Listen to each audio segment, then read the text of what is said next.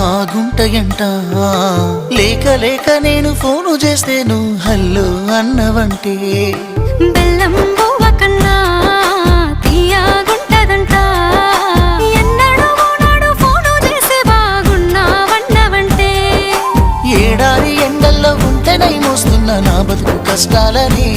పిల్లని చెయ్యి పట్టాలని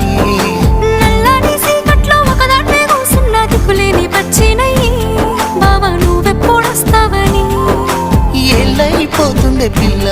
ఎన్నెలొచ్చింది మన బతుకులా ఏలైపోతుంది పిల్ల ఏలు వట్టంగా వస్తున్నాయా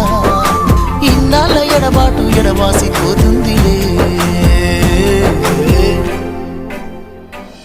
ఈ సీనయ్య గుంటున్నదే సినదారా నీ కోసము